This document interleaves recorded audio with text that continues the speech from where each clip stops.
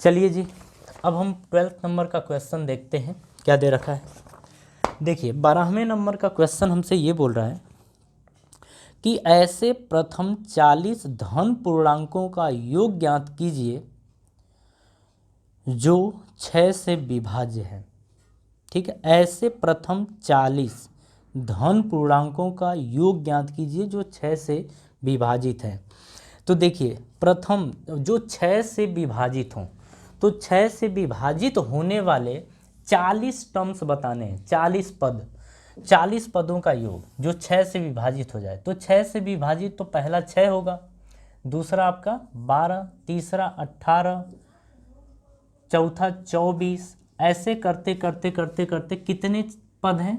तो पद हैं 40, टोटल 40 पद हैं। तो अब इनका योग बताना है। यहाँ से अगर देखा जाए तो देखिए ए की वैल्यू आपकी क्या है, मतलब प्रथम पद जो है वो ए बराबर 6 है। अगर हम डी यानी सर्वांतर की बात करें तो 12 में से आप 6 घटाएंगे तो बचेगा 6। एन, एन यानी कि कुल कितने पद हैं? तो कुल 40 पद हैं। एन की वैल्यू क्या है? 40 है। बात समझ में आ रही है? तो अब हमको इनका योग ज्ञात करना है, यानी S40 ज्ञात करना है। तो S40 बराबर क्या होगा? अगर सूत्र की बात करें तो 40 बटे में 2, 2a, a की वैल्यू कितनी है? 6 है, प्लस n-1 यानी 40 में से 1 घटाएंगे इंटू d, और d की वैल्यू आपकी 6 है।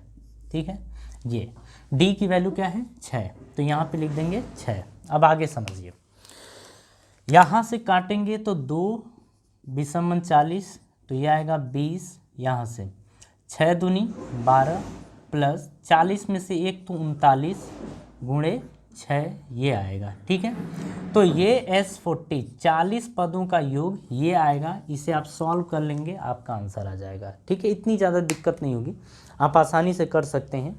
हम तो केवल टाइम बचा रहे हैं कि जितना टाइम सेव हो जाए, मतलब कॉन्सेप्ट आप समझ जाएं, बाकी आप कर सकते हैं, कैलकुलेशन तो आप कर ही सकते हैं। हाँ जी, तो चलिए अब हम देखेंगे क्वेश्चन नंबर 13। क्वेश्चन नंबर 13 ज़रा देखिए क्या दे रखा है। क्वेश्चन नंबर 13 हमसे बोल रहा है कि 8 के प्रथम 15 गुणजों का योग ज्ञात करिए। 8 के गुणज मतलब 15 ऐसे गुणज हैं जिनका योग ज्ञात करना है। 8 का गुणज का मतलब कि जो 8 से डिवाइड हो जाए। बात एक ही है, ऊपर वाला क्वेश्चन और नीचे वाला क्वेश्चन सेम है। ठीक है, तो 8 का गुणज का मतलब कि पहला तो 8 होगा, दूसरा 16 होगा, तीसरा 24 होगा, चौथा 32 होगा। ऐसे कितने पद हैं? 15 हैं। ठीक है, 8 का गुणज का मतलब समझ जाइए कि जो यहाँ पे केवल 8 के गुणज हो। 8 का गुणज का मतलब यही होता है कि जो 8 से डिवाइड हो जाए। ठीक है, उनका योग ज्ञात करना है। यहाँ पर देखिए a की वैल्यू कितनी है? 8 है। अगर d की बात करें तो 16 में से 8 घटाएंगे, 16 माइनस 8 तो ये आएगा 8। अगर हम पदों की बात करें तो टोटल पद कितने हैं? 15 पद हैं। ठीक है, 15 पद हैं। अब देखिए यहाँ से इनका योग ज्ञात करना है, तो S15 बराबर n, n की वैल्यू कितनी है? 15 बटे में 2। यहाँ से 2a, a की वैल्यू आपकी 8 दे रखी है, प्लस n-1 यानी 15 माइनस 1 गुणे d, और d की वैल्यू आपकी है 8 ये। ठीक है, तो ये आपका आ जाएगा 15 बटे में 2, और ये 2 8 16 प्लस 15 में से 1 तो 14 गुणे 8, और ये आप जब इसे आगे सॉल्व करेंगे तो आपका आंसर आ जाएगा। ठीक है, आपको बस समझना इसी चीज़ को था कि आपको ये बात समझ में आ रही है कि नहीं आ रही है। ठीक है, 8 के गुणज का मतलब कि 8 का 1 में गुणा कर दीजिए, 8 का 2 में गुणा कर दीजिए, 8 का 3 में गुणा कर दीजिए। ऐसे करते करते आपको 15 तक पहुंचना है, मतलब 8 गुणे 15 यहाँ तक पहुंचना है। अब इन सभी का योग ज्ञात करना था अपने को। क्लियर है? चलिए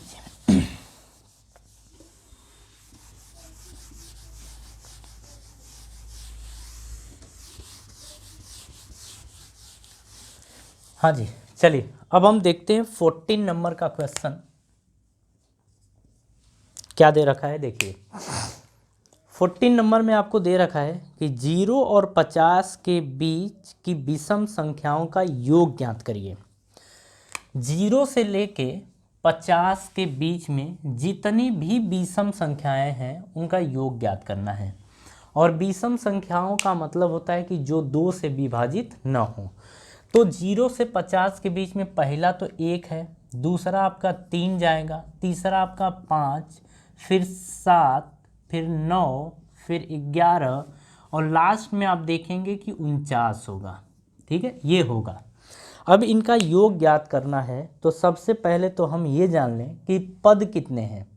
ठीक है, सबसे पहले हमें पदों की संख्या ज्ञात करनी पड़ेगी योग ज्ञात करने के लिए। तो देखिए a बराबर यहाँ पे क्या दे रखा है, देखिए इस क्वेश्चन की अगर बात करें तो 0 से 50 के बीच में जो विषम संख्या है वो एक तो 1 है, 3 है, 5 है, 7 है, 9 है, ऐसे करते करते लास्ट कौन सा होगा 49 होगा। तो अपनी मेन एपी ना अब ये जाके बनी है, अब इसमें सब कुछ देखना है। ठीक है, अगर यहाँ पे प्रथम पद यानी ए की बात करें तो 1 है, अगर हम डी की बात करें तो 3 - 1 यानी कि ये बनेगा 2। अब हमें एन की वैल्यू देखनी है कि ये कितना होगा। जब ये आप पा जाएंगे तो आप ये ज्ञात कर सकते हैं। ठीक है, इस क्वेश्चन में समझिएगा। देखिए अब अगर हमें एन की वैल्यू ज्ञात करनी है तो अंतिम पद यानी कि एनवा पद क्या दे रखा है, तो एनवा पद आपका 49 है, यानी कि ए एन की वैल्यू 49 है। और हम मान लेंगे कि इसमें पदों की संख्या कितनी है एन, और यही ज्ञात करना है। ठीक है, तो हम लिखेंगे ए एन बराबर A plus N minus 1 into D. A की वैल्यू दे रखी है 1, तो 1 प्लस एन तो पता नहीं है -1। डी की वैल्यू आपकी दे रखी है 2, तो 2 और ये किसके बराबर है 49 के बराबर। ठीक है, इसको इधर लाइए तो ये आपका बनेगा 2n-1 बराबर 49 में से 1 घटाएंगे तो बनेगा 48। ठीक है, अब ये गुणा इधर जाएगा तो भाग हो जाएगा, n-1 बराबर आएगा 48/2 यानी कि ये आ जाएगा आपका 24। ठीक है, जब 2 से भाग देंगे तो 24 दूनी 48 यानी 24, तो n-1 बराबर 24 आ गया। तो n बराबर कितना आ गया 24 + 1 यानी कि ये आ गया 25। यानी कि टोटल इसमें विषम जो पद हैं वो पदों की संख्या कितनी है 25 है। बात समझ में आई, कितनी है 25 है। अब हमें इनका योग ज्ञात करना है यानी कि S25 ज्ञात करना है, तो 25/2 + 2a।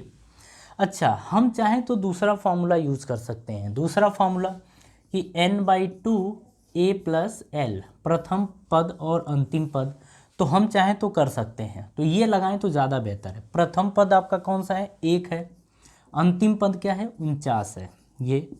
तो आप लिखेंगे 25/2 गुणे 49 और 1 कितना होगा 50, 2 से भाग करेंगे तो 25 और 25 का ये आ जाएगा 25 × 25 यानी ये आपका आ जाएगा 625।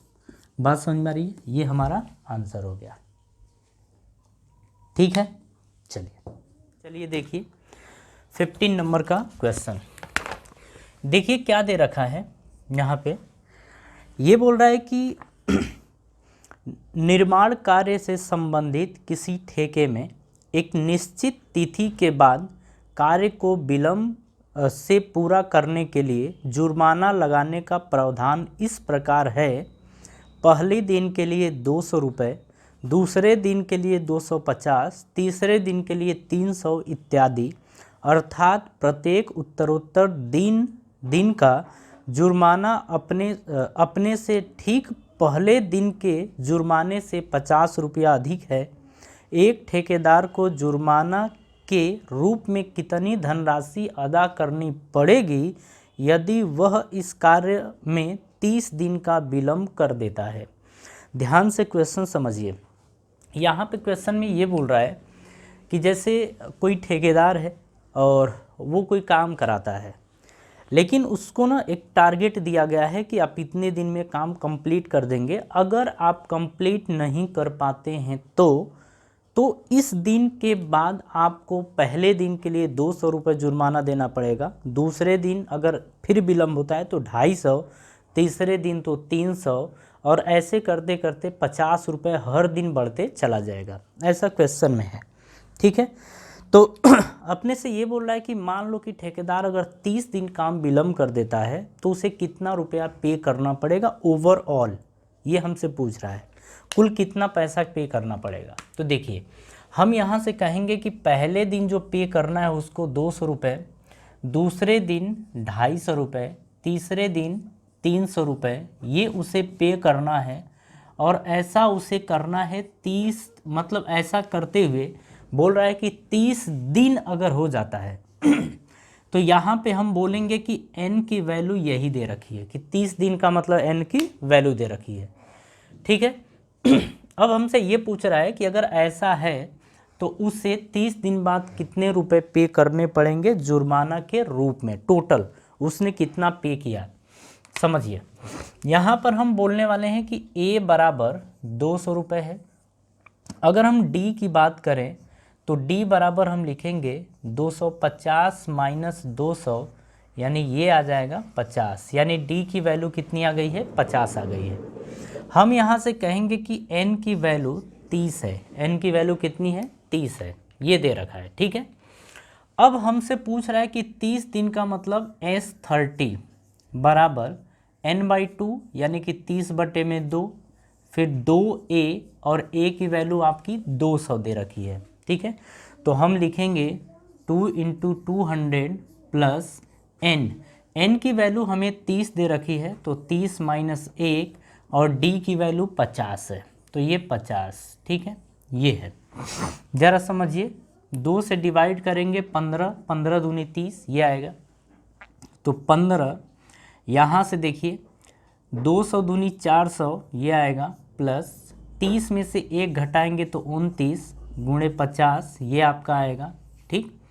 अब यहाँ समझिए इन दोनों को आप क्या करिए, मतलब इसे मल्टीप्लाई करके जोड़िए, और फाइनली आपका एक आंसर आएगा, और वही आपका आंसर होगा। मतलब आप ये कहेंगे कि इतने रुपए पे करना पड़ेगा अगर वो 30 दिन काम डिले करता है, मतलब 30 दिन अगर विलम्ब कर देता है तो उसे इतने रुपए पे करना पड़ेगा। ये कैलकुलेशन आप आसानी से कर सकते हैं, ठीक है।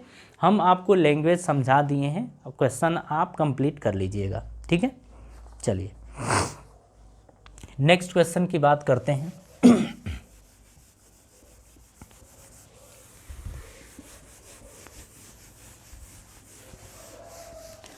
चलिए जी, क्वेश्चन नंबर 16 देखते हैं अपन। क्वेश्चन नंबर 16 क्या दे रखा है, बोल रहा है कि किसी स्कूल के विद्यार्थियों को उनके समग्र शैक्षिक प्रदर्शन के लिए 7 नगद पुरस्कार देने के लिए 700 रुपये की राशि रखी गई है। मतलब ऐसा किया गया है कि 7 लोग हैं, ठीक है, मतलब वो उचित प्रदर्शन करते हैं अपने स्कूल के किसी कंपटीशन में, तो 7 लोगों को 700 रुपया देना है। यदि प्रत्येक पुरस्कार अपने से ठीक पहले पुरस्कार से 20 रुपये कम है तो प्रत्येक पुरस्कार का मान ज्ञात करिए। देना कितने लोगों को है, 7 लोगों को। तो क्वेश्चन की लैंग्वेज कैसी है वो समझिए।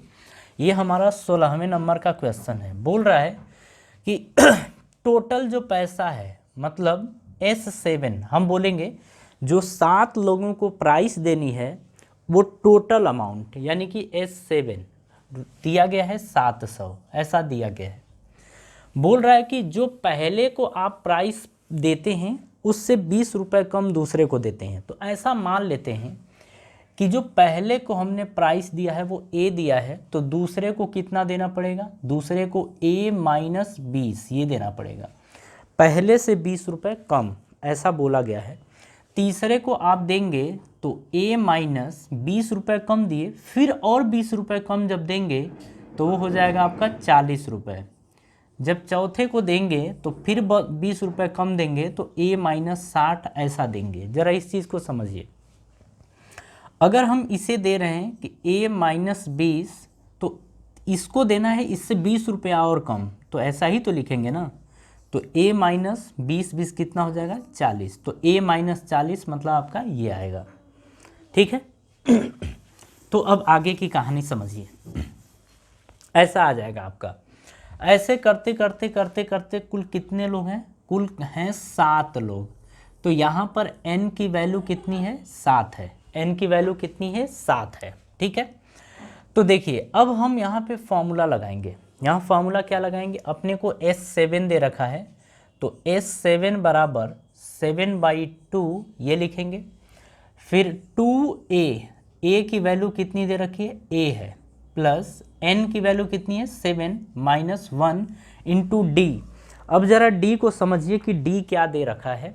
तो देखिए अगर हम यहाँ पे d की बात करते हैं तो d क्या होगा, इसमें से इसको घटाएंगे, यानी a माइनस 20 माइनस a करेंगे, a में से a घटाएंगे तो 0, यानी d की वैल्यू आ जाएगी -20। तो d बराबर आपका आ जाएगा -20।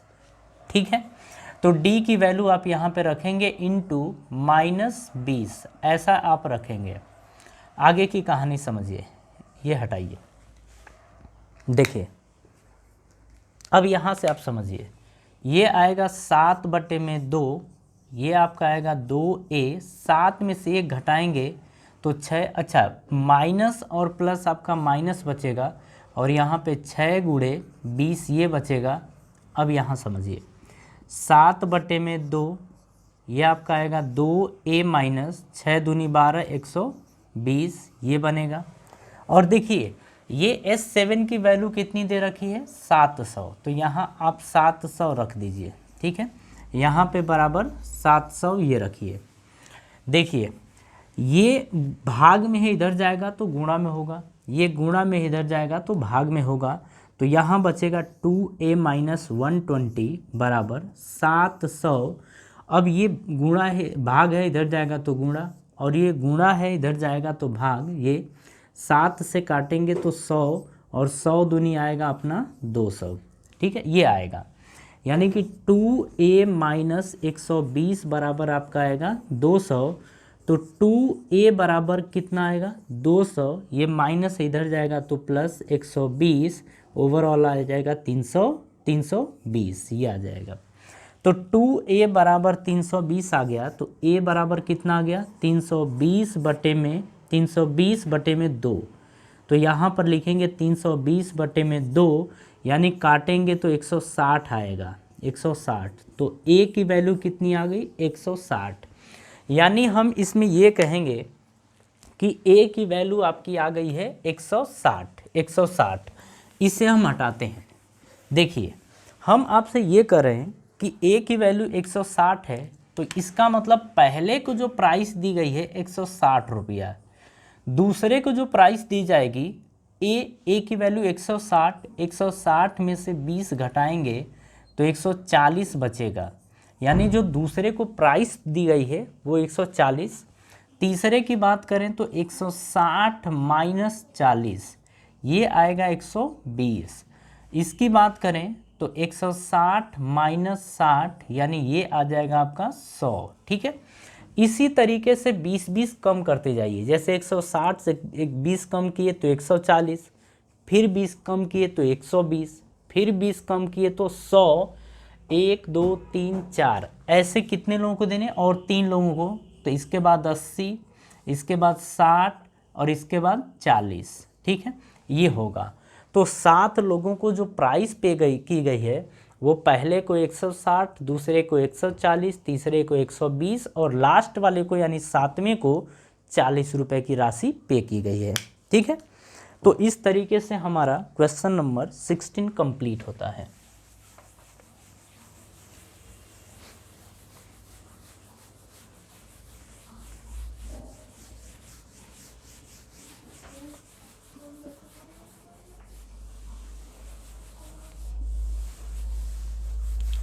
हाँ जी, अब हम बात करेंगे क्वेश्चन नंबर 7 को लेके, अरे 17, क्वेश्चन नंबर 17। देखिए क्वेश्चन नंबर 17 भी अपने आप में एक बेहतर क्वेश्चन है। ज़रा इसे देखिए, बोल रहा है कि एक स्कूल के विद्यार्थियों ने वायु प्रदूषण कम करने के लिए स्कूल के अंदर और बाहर पेड़ लगाने के बारे में सोचा। ठीक है, यह निर्णय लिया गया कि प्रत्येक कक्षा का प्रत्येक अनुभाग अपनी कक्षा की संख्या के बराबर पेड़ लगाएगा। ठीक है, उदाहरण के लिए बोला गया है कि कक्षा 1 का एक अनुभाग 1 पेड़ लगाएगा। फिर बोल रहा है आगे कि कक्षा 2 का एक अनुभाग 2 पेड़ लगाएगा, तीसरा 3 पेड़ लगाएगा इत्यादि, और ऐसा कक्षा 12 तक के लिए चलता रहेगा। प्रत्येक कक्षा के 3 अनुभाग हैं।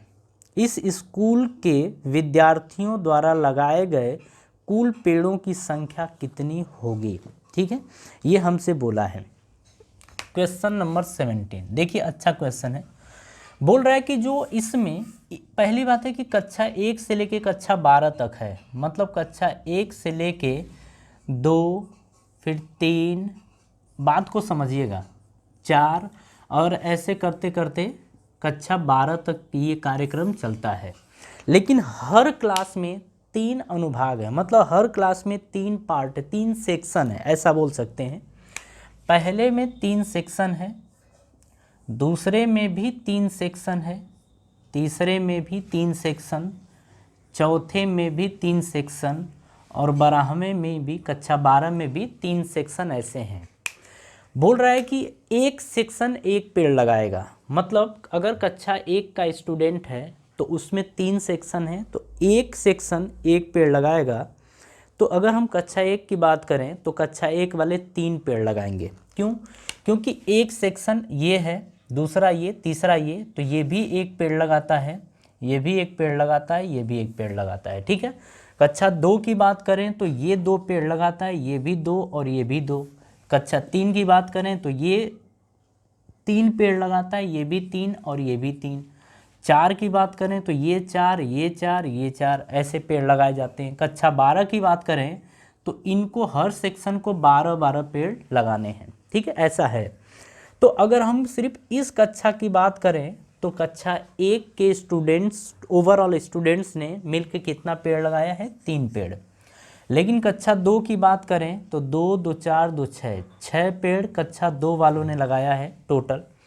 कक्षा 3 वालों ने 9 पेड़, 3, 3, 6, 3, 3 के 9 पेड़ लगाया है। कक्षा 4 वालों ने आपके 4, 4, 8, 4, 3, 12 पेड़ लगाया है। इसी तरीके से कक्षा 12 वालों ने जो पेड़ लगाए 12, 24, 36 पेड़ लगाया है। ठीक है, ठीक है, बात समझ में आ रही है। तो हमसे ये पूछा गया है कि इस स्कूल के विद्यार्थियों द्वारा लगाए गए कुल पेड़ों की संख्या कितनी है, ऐसा बोला गया है कि कुल कितने पेड़ लगाए गए हैं। तो जरा समझिए, हम कहेंगे कि ये एक एपी बनेगी, ये एक एपी बनेगी और इसका अंतिम पद 36 होगा। और अंतिम पद का मतलब क्या होता है कि अंतिम पद का मतलब an, और an बराबर कितना है? 36। देखिए इस तरीके से आप समझ सकते हैं।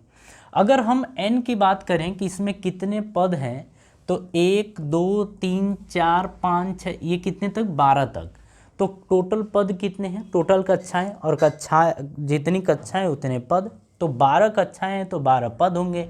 यानी कि हम बात करेंगे कि इसमें n की संख्या कितनी है तो 12। 1 से लेके 12 तक n की संख्या कितनी हो जाएगी? 12। कितने क्लास हैं? 12 क्लास। तो 12 क्लास का मतलब n की संख्या कितनी? 12।